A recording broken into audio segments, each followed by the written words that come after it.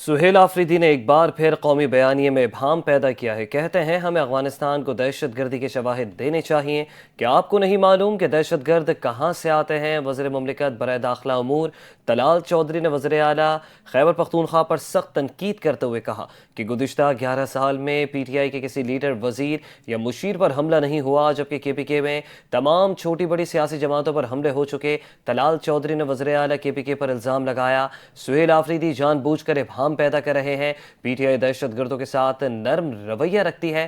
طلال چودھری نے بھی کہا کہ کالعدم دہشت گرد تنظیمیں افغانستان میں موجود ہیں، دہشت گردوں سے ہمدردی کرنے والے افغانستان چلے جائیں، اور دہشت گردوں کے ہاتھوں پاکستان میں 1200 سے زائد افراد شہید ہو چکے۔ طلال چودھری نے واضح کیا کہ آپ کو کتنا خون چاہیے جس سے آپ کی غیرت جاگے۔ وزیر اعلیٰ خیبر پختونخوا آج افغانستان کے ترجمان کے طور پر بات کر رہے تھے۔ سہیل آفریدی کا غیر ذمہ دارانہ بیان انتہائی قابل مذمت اور شرمناک ہے۔ وفاقی وزیر اطلاعات عطا تارڑ کا وزیر اعلیٰ خیبر پختونخوا کے افغانستان سے ہونے والی دہشت گردی کے شواہد طلب کرنے کے بیان پر سخت رد عمل۔ وزیر اطلاعات نے اپنے ایکس اکاؤنٹ پر جاری بیان میں سہیل آفریدی کے موقف کی شدید مذمت کی۔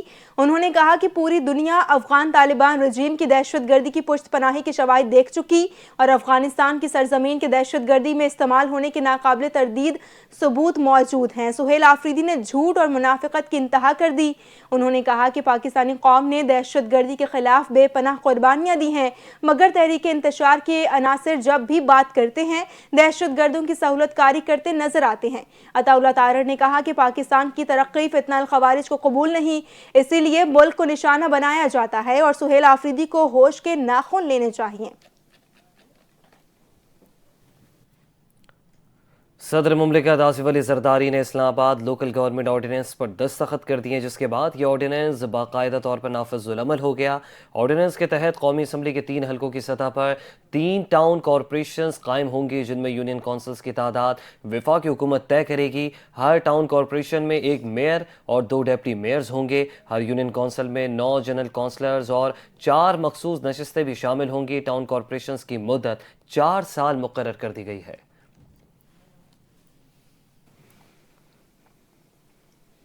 پاکستان پیپلز پارٹی نے صدر مملکت آصف علی زرداری کے دستخط کے بغیر اسپیشل اکنامک زونز آرڈیننس جاری کرنے پر قومی اسمبلی سے واک آؤٹ کر لیا۔ اس ایوان کی پرائمری ذمہ داری قانون سازی ہے۔ پہلی بار حکومت نے ایک ایسا آرڈیننس نافذ کیا جس کی صدر نے منظوری نہیں دی۔ پیپلز پارٹی کے رہنما نوید قمر نے کہا کہ ان کا کہنا تھا کہ اس قانون کی کوئی حیثیت نہیں ہے، ان حالات میں ہم اس ایوان کا حصہ نہیں بنتے۔ چیئرمین بلاول بھٹو زرداری نے صدر کے دستخط کے بغیر اسپیشل اکنامک زونز آرڈیننس جاری کرنے پر پارلیمانی پارٹی اجلاس بلا لیا۔ اجلاس میں پیپلز پارٹی آئینی عمل کے طریقہ کار کے تحفظات پر ارکان سے مشاورت کرے گی۔ تو دوسری جانب اسپیکر قومی اسمبلی سردار ایاز صادق کو اپوزیشن لیڈر کی تعیناتی کے عمل کے آغاز کا اعلان۔ تحریک انصاف محمود خان اچکزئی کو اپوزیشن لیڈر بنانے کے مطالبے پر اب بھی قائم ہے۔ اسپیکر قومی اسمبلی نے اپوزیشن کو آگاہ کیا کہ اپوزیشن لیڈر کی نامزدگی کے لیے اپنی تجاویز کل شام 3 بجے تک جمع کروائیں۔ 14 جنوری کو نامزدگیوں پر دستخط کی تصدیق اور گنتی کی جائے گی، جس کے بعد اپوزیشن لیڈر کی تقرری کا اعلان کیا جائے گا۔ وزیر اعلیٰ خیبر پختونخوا سہیل آفریدی نے سندھ ہائی کورٹ میں خطاب کرتے ہوئے کہا کہ آئین اور قانون کے ساتھ کھلواڑ ہو رہا ہے، جس سے پورے پاکستان کو نقصان پہنچ رہا ہے اور انصاف برائے فروخت نہیں ہونا چاہیے۔ انہوں نے پی آئی اے کی نجکاری پر بھی تنقید کی، کہا کہ احتجاجی سیاست اس وقت اختیار کی جاتی ہے جب تمام توقیری ہے۔ سندھ حکومت نے مہمانوں کے ساتھ بہت برا کیا، صوبائی حکومت نے سندھی ٹوپی اجرک کی بے حرمتی کی۔ وزیر اعلیٰ خیبر پختونخوا سہیل آفریدی کی سندھ حکومت پر تنقید۔ کراچی میں ہائی کورٹ بار سے خطاب میں سہیل آفریدی نے کہا کہ سندھ کے عوام نے ہماری بہترین استقبال کیا ہے۔ سندھ کے عوام کا دل بہت بڑا اور مہمان نواز ہیں۔ سندھیوں نے کراچی پر سارے پاکستانیوں کو جگہ دی ہوئی ہے۔ سندھ حکومت کا رویہ قابل مذمت ہے۔ وزیر اعلیٰ خیبر پختونخوا نے کہا کہ وکلا نے ہمیشہ آئین اور قانون کی بالادستی کے لیے جدوجہد کی ہے۔ میں وکلا کے ساتھ شانہ بشانہ کھڑا ہوں، انصاف برائے فروخت نہیں ہونا چاہیے۔ سال نیا ہے لیکن پاکستان کے مسائل وہی پرانے ہیں۔ سہیل آفریدی کا دورہ سندھ بہت اچھا رہا لیکن سندھ حکومت کا آخری دن کا رویہ جمہوری نہیں تھا۔ پی ٹی آئی کے چیئرمین بیرسٹر گوہر نے حکومت کو تنقید کا نشانہ بنایا۔ پارلیمنٹ کے باہر گفتگو کرتے ہوئے کہا سندھ حکومت کو ٹوپی اور اجرک کا خیال رکھنا چاہیے تھا۔ حکومت اب سپر اسپیڈ سے نکل کر ونڈر بوائے کی متلاشی ہو گئی ہے۔ حکومت جلد اپوزیشن لیڈر کا نوٹیفیکیشن کر دے، کہیں ہوم الون کا شکار نہ ہو جائے۔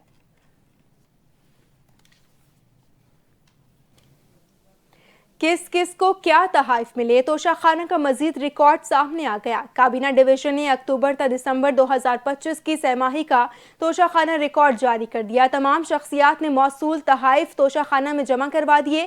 وفاقی حکومت نے توشہ خانہ کا مزید ریکارڈ پبلک کر دیا ہے۔ کابینہ ڈویژن کی دستاویزات کے مطابق اکتوبر تا دسمبر 2025 کی سہ ماہی میں صدر مملکت آصف علی زرداری، وزیر اعظم شہباز شریف، بلاول بھٹو زرداری، خاتون اول آصفہ بھٹو زرداری، نائب وزیر اعظم اسحاق ڈار، وزیر داخلہ محسن نقوی تحائف وصول کرنے والوں کی فہرست کا حصہ ہیں۔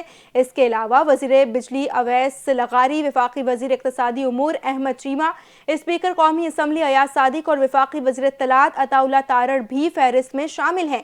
کابینہ ڈویژن کے ڈیٹا کے مطابق اکتوبر تا دسمبر کی سہ ماہی کے تحائف میں روضہ رسول، خانہ کعبہ، مکہ مکرمہ کے models, painting, perfumes, shields, carpet, tea set, تلوار، خنجر، گلدان، کتابیں سمیت دیگر تحائف شامل ہیں۔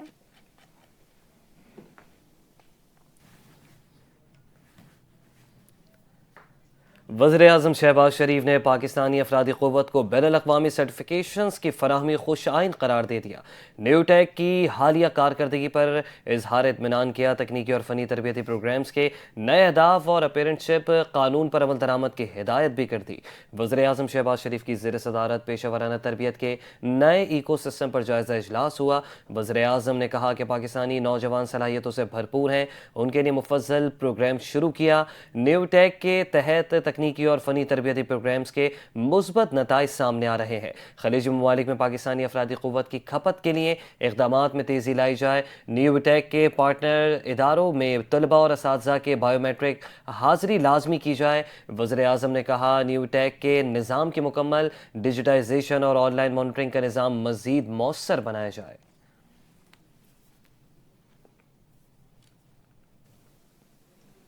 دسمبر 2025 میں استحکامی پالیسیوں کے نتیجے میں پاکستان کی معاشی اشاریوں میں نمایاں بہتری آئی ہے۔ اہم شعبوں نے حکومتی اصلاحات کے باعث استحکام برقرار رکھا ہے۔ وفاقی وزیر برائے منصوبہ بندی احسن اقبال نے ماہانہ ترقیاتی رپورٹ کے اجراء کی تقریب سے خطاب کرتے ہوئے کہا کہ مالی سال 2026 کی پہلی سہ ماہی میں جی ڈی پی نمو 3.7% اور صنعت میں 9.4% اضافہ ریکارڈ کیا گیا، جبکہ مہنگائی کم ہو کر 5.6% رہ گئی۔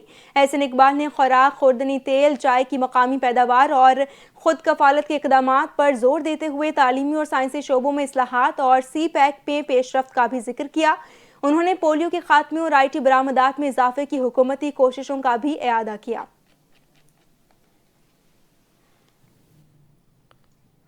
صدر مملکت آصف علی زرداری 13 سے 16 جنوری تک بحرین کا سرکاری دورہ کریں گے۔ صدر اعلیٰ سطحی وفد کے ہمراہ بحرین روانہ ہوں گے۔ دفتر خارجہ کے مطابق اس دورے کے دوران پاکستان اور بحرین کے درمیان سیاسی، معاشی اور سفارتی تعاون کے فروغ پر تفصیلی بات چیت ہوگی۔ صدر آصف علی زرداری بحرینی قیادت سے اہم ملاقاتیں اور مذاکرات کریں گے، جن میں دو طرفہ تعلقات، سرمایہ کاری، تجارت، علاقائی اور عالمی امور زیر بحث آئیں گے۔ دورے کے دوران بحرین میں مقیم پاکستانی کمیونٹی کے مسائل پر بھی گفتگو ہوگی۔ دفتر خارجہ کا کہنا ہے یہ دورہ پاکستان اور بحرین کے برادرانہ تعلقات کو مزید مضبوط بنانے میں اہم کردار ادا کرے گا۔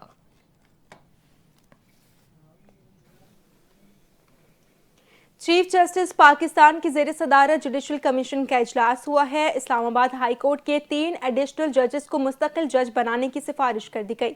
جسٹس محمد اعظم خان، جسٹس محمد آصف اور جسٹس انعام امین منہاس کی توثیق کی منظوری دی گئی۔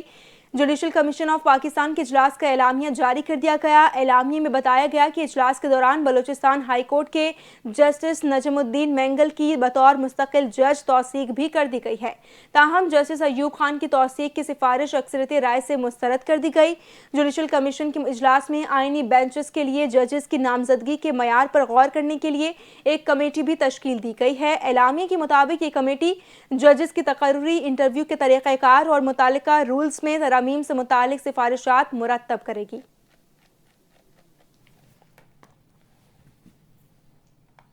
एनडीएमए के माहिरीन ने बर्फबारी के हवाले से खबरों को बेबुनियाद करार दिया। कहा सर्दी की शिद्दत में मामूल के मुताबिक इजाफा मुतवक्के है। माह जनवरी के आखिरी 15 दिनों में सिर्फ पहाड़ी इलाकों में बर्फबारी होगी, जबकि 18 जनवरी से मगरबी हवाओं के बायस आज़ाद कश्मीर, गिलगित बल्तिस्तान और खैबर पख्तूनख्वा के बालाई इलाकों में बर्फबारी का इम्कान है। मगरबी हवाएं खैबर पख्तूनख्वा, मगरबी बलूचिस्तान और खित्ता पोटवार में बारिशें लेकर आएंगी। अगले 3 से 4 रोज़ में मुल्क के बेशतर इलाकों में मौसम खुश्क और सर्द रहने का इम्कान, जबकि पंजाब और सिंध के मैदानी इलाकों में शदीद सर्दी और धुंध में भी इजाफा होगा। कि मुख्तलिफ बड़े शहरों में बर्फ़बारी के हवाले से डिफरेंट सोशल मीडिया प्लेटफॉर्म पे ये न्यूज़ सर्कुलेट हो रही है कि हम डिफरेंट इलाकों में बर्फ़बारी या एक्सट्रीम वेदर इवेंट जो है एक्सपेक्ट कर रहे हैं।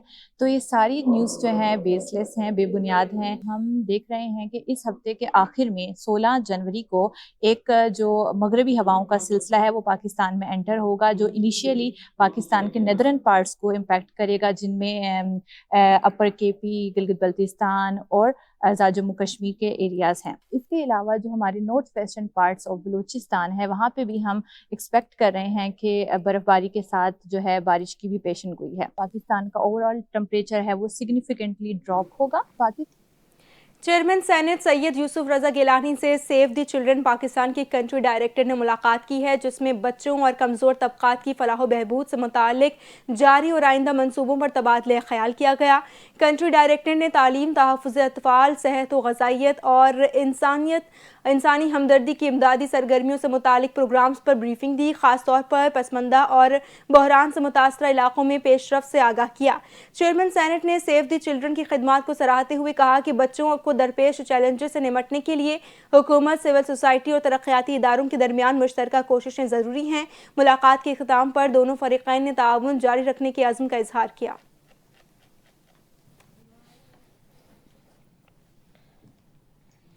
6 माह गुजरने के बावजूद कराची के टाउन मुलाजमीन को इजाफा शुदा तनख्वाहें नहीं दी जा रही। एमक्यूएम पाकिस्तान के रुकन सूबा असम्बली नसीर अहमद ने कराची के टाउन मुलाजमीन के हुकूक के लिए आवाज़ बुलंद कर दी। नसीर अहमद ने वज़ीर बल्दियात सिंध नासिर हुसैन शाह को दरख्वास्त लिख दी। कहते हैं कि सिंध के दीगर सरकारी इदारों की तरह लोकल गवर्नमेंट भी सिंध हुकूमत के मातहत है, लेकिन कराची के टाउन मुलाजमीन के साथ हुकूमत का रवैया हमेशा से दुरुस्त नहीं रहा। इस साल बजट में सिंध के तमाम सरकारी मुलाजमीन की तनख्वाहों में इजाफा किया गया और ज़्यादातर इदारों में अगस्त से इजाफे की अदायगियाँ शुरू हो गई, लेकिन कराची के बेशतर टाउन मुलाजमीन को 6 माह गुजरने के बावजूद इजाफी शुदा तनख्वाहें नहीं मिली। नसीर अहमद ने कहा कि टाउन चेयरमैन ये कह रहे हैं कि सिंध हुकूमत ने तनख्वाहें बढ़ा दी, लेकिन OZT जारी नहीं की गई।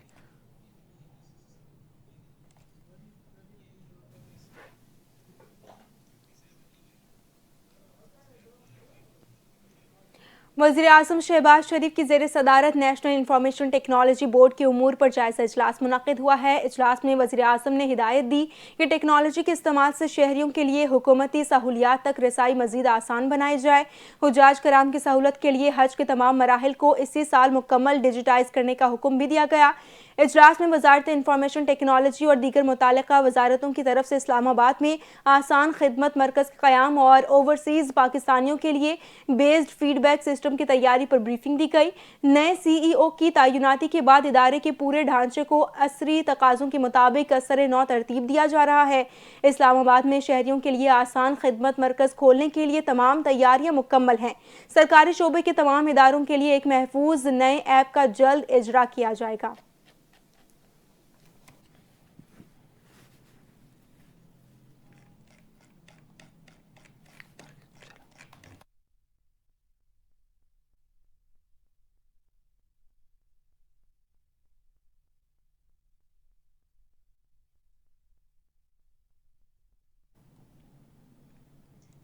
छः माह गुजरने के बावजूद कराची के टाउन मुलाजमीन को इजाफा शुदा तनख्वाहें नहीं दी जा रही है। एमक्यूएम पाकिस्तान के रुकन सूबा असम्बली नसीर अहमद ने कराची के टाउन मुलाजमीन के हुकूक के लिए आवाज़ बुलंद कर दी। नसीर अहमद ने वज़ीर बल्दियात नासिर शाह को दरख्वास्त लिख दी। कहते हैं कि सिंध के दीगर सरकारी इदारों की तरह लोकल गवर्नमेंट भी सिंध हुकूमत के मातहत है, लेकिन कराची के टाउन मुलाजमीन के साथ हुकूमत का रवैया हमेशा से दुरुस्त नहीं रहा। इस साल बजट में सिंध के तमाम सरकारी मुलाजमीन की तनख्वाहों में इजाफा हुआ और ज़्यादातर इदारों में اگست سے اضافے کی ادائیگیاں شروع ہو گئی ہیں، لیکن کراچی کے بیشتر ٹاؤن ملازمین کو 6 ماہ گزرنے کے باوجود اضافہ شدہ تنخواہیں نہیں ملی۔ نصیر احمد کا یہ بھی کہنا تھا کہ ٹاؤن چیئرمینز یہ کہہ رہے ہیں کہ سندھ حکومت نے تنخواہیں بڑھا دی لیکن OZT جاری نہیں کی، جس کی وجہ سے ملازمین کو اضافی معاوضہ نہیں مل رہا۔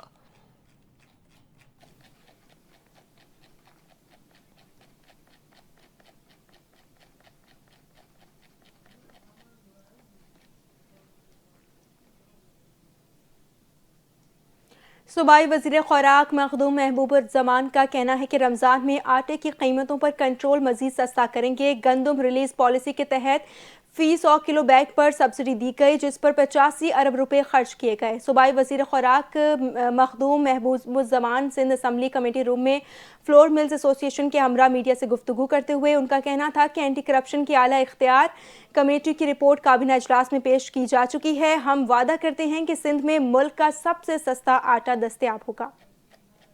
سب سے لوئسٹ پرائس ہے ہمارے آٹے کی، اور رمضان میں تو اس کو ہمارا مقصد یہ ہے کہ لوئسٹ ترین ہم لے جائیں اور آپ کو ایک پرائس فکس کر کے دکھائیں گے۔ میرے بھائی 135 روپے کا آٹا آ رہا ہے پنجاب میں اس وقت، 135 کا، 118 کا ہے سندھ میں۔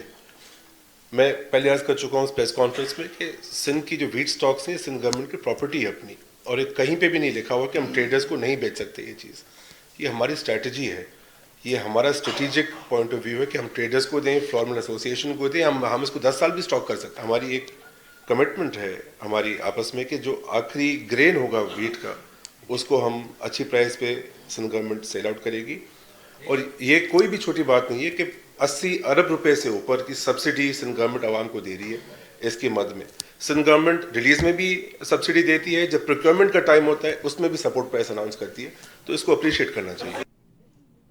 لاڑکانہ میں مبینہ پولیس مقابلے میں ہلاک ہونے والے علی گل کلہوڑو کا معاملہ اب عدالت پہنچ گیا ہے۔ مقتول کے ورثاء نے واقعے کے FIR درج کرانے کے لیے لاڑکانہ کی عدالت میں درخواست دائر کر دی۔ درخواست علی گل کلہوڑو کے چچا زاد غوث بخش کلہوڑو نے وکیل عادر عباس سولنگی کے ذریعے دائر کروائی، جس میں SSP لاڑکانہ اور SHO کو فریق بنایا گیا۔ درخواست میں SHO حیدری عبدالرزاق گائنچو اور ہیڈ کانسٹیبل نثار سیال کانسٹیبل عزیز احمد جتوئی کانسٹیبل ارض محمد جتوئی سمیت تھانے کے تمام عملے کے خلاف قتل کے FIR درج کرنے کی استدعا کر دی گئی۔ درخواست کے مطابق علی گل کلہوڑو پیپلز پارٹی کا سرگرم کارکن تھا اور 27 دسمبر کو شہید محترمہ بے نظیر بھٹو کی برسی میں شرکت کے بعد واپسی پر پولیس نے روکا۔ 1 لاکھ روپے چھیننے کے بعد علی گل کلہوڑو کو گولیاں مار کر قتل کیا، جبکہ واقعے کی ویڈیو بھی ریکارڈ پر موجود ہے۔ عدالت نے فریقین کو 15 جنوری کو طلب کر لیا ہے۔